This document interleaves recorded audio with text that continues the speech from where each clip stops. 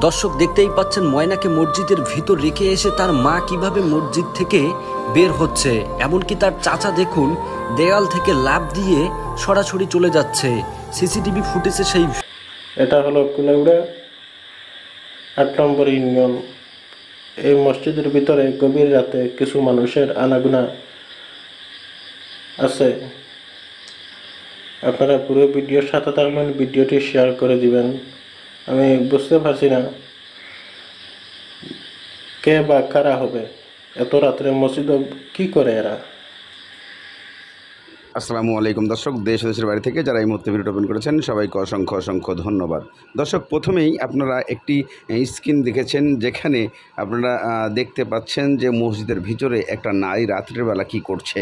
এটাকে প্রমাণ করতে চাচ্ছে যে এটাই হচ্ছে ময়নার মা, এবং আরে একজন মসজিদের পিছন দিয়ে পালিয়ে যাচ্ছে, উনি হচ্ছে বর্তমানে বাংলাদেশে আলোচিত সেই ময়নার চাচা।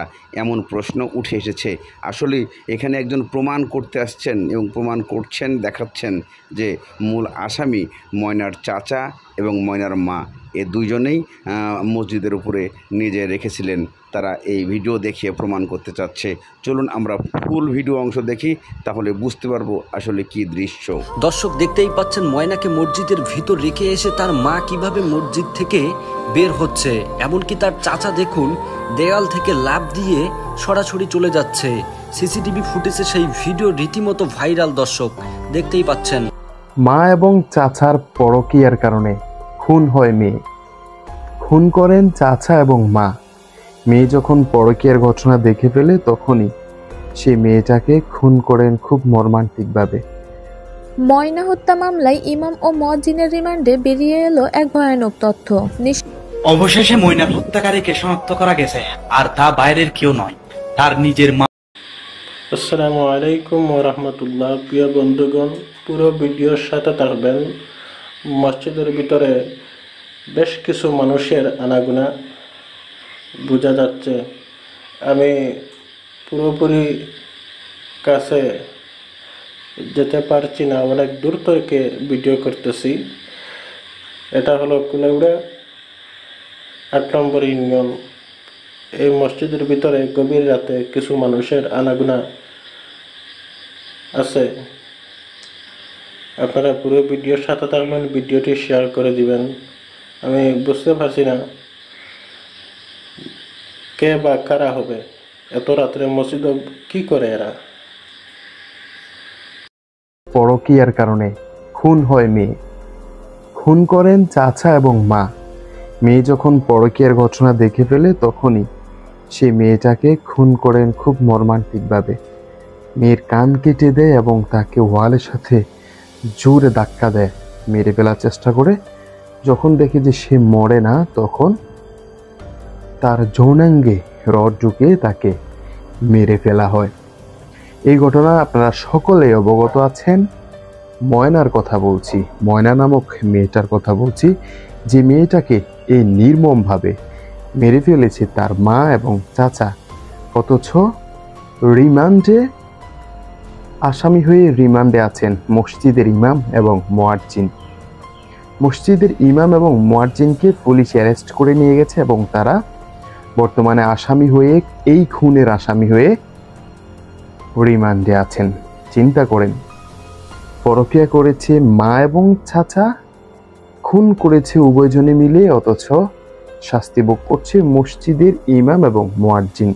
চাচা বুদ্ধি করে মসজিদে লাশ রেখে এসে ইমাম এবং মুয়াজ্জিনকে ফাঁসিয়ে দিয়েছে। কারণ আমাদের এই বাংলাদেশে বলৎকারের ক্ষেত্রে যেই করুক না কেন, যদি কোনো আলেমের নামে প্রচার করে দিতে পারে, যদি কোনো আলেমের নাম উঠিয়ে দিতে পারে যে এই আলেম এই কাজটা করেছে, তাহলে অকপটে মানুষ স্বীকার করবে, অকপটে মানুষ বিশ্বাস করবে যে না, ইমাম সাহেবরা, খতিব সাহেবরা, মুয়াজ্জিন সাহেবরা এই কাজ করতে পারে। একজন সাধারণ পাবলিকের নামে যদি এমন কথা উঠে, সেটা বিশ্বাসযোগ্য হবে না, সেটা বিশ্বাস করতে কষ্ট হবে। অথচ একজন ইমাম, মুয়াজ্জিন, খতিবের নামে যদি এইরকম অভিযোগ ওঠে, সেটা এখনকার সময়ে আমরা সাধারণ মানুষরা একদম চোখ বন্ধ করে বিশ্বাস করে ফেলি, বলি যে হ্যাঁ হুজুর এগুলা করতে পারে। সেজন্যই মা এবং চাচা পরকিয়া করে মেয়েকে মেরে মসজিদে রেখেছে, কারণ একদম সহজভাবে ফাঁসি দিতে হলে ইমাম সাহেবকে চুজ করতে হবে, ইমাম সাহেবকে চুজ করা যায়, যেটা তিনি ভালো করে বুঝতে পেরেছেন। চিন্তা করেন, সামান্য পরকিয়া করে নিজের মেয়েকে খুন করে সেই মেয়েকে মসজিদে রেখে সেই ইমাম সাহেব মুয়াজ্জিন সাহেবকে ফাঁসি দিচ্ছে। পরকিয়াটা করছে চাচার সাথে। কার সাথে? চাচার সাথে, বাবার সমতুল্য।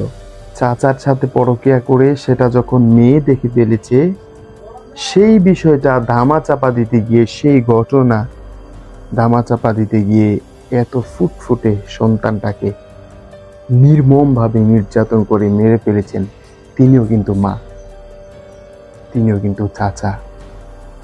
আচ্ছা যাই হোক, মেরে ফেলেছেন, তারা হিংস্র, তারা তাদের হিংসাত্মক স্বভাব দেখিয়েছে, কিন্তু ইমাম সাহেব মুয়াজ্জিন সাহেবকে ফাঁসিয়ে দেওয়ার কারণ কি? এমনকি পুলিশ কি কোনো তদন্ত না করে ডিরেক্ট ইমাম মুয়াজ্জিনকে ধরে নিয়ে গেছে।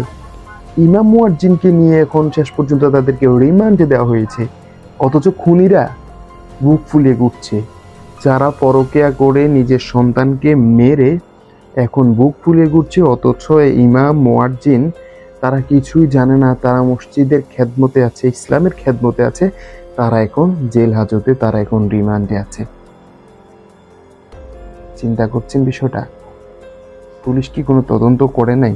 রিজনটা কি? মসজিদে রাখলেই কি ইমাম খতিব সেটা করেছে? মসজিদে রাখলেই কি ইমাম মুয়াজ্জিনের উপরে দোষারোপ করা যায়?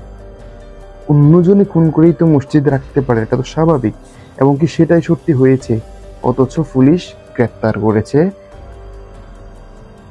সেই ইমাম সাহেব মুয়াজ্জিন সাহেবকে। দেশের অবস্থা বিবেচনা করুন একবার। দর্শক, আপনি আপনার মতামত অবশ্যই জানিয়ে দিন, এবং আমাদের দেশের সার্বিক পরিস্থিতি সম্পর্কেও দু একটা কথা অবশ্যই বলুন। দর্শক সকলে ভিডিওটি শেয়ার করে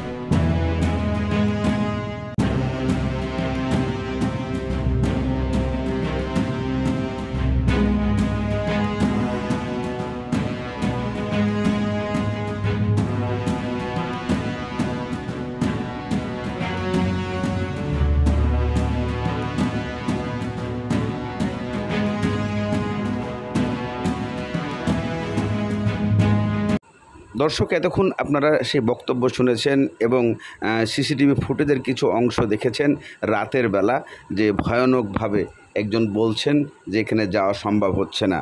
তাহলে সেটাই কি ময়নার চাচা এবং ময়নার মা এবং তার সাথে অন্য কেউ জড়িত আছে কিনা, এমন প্রশ্ন উঠে আসে।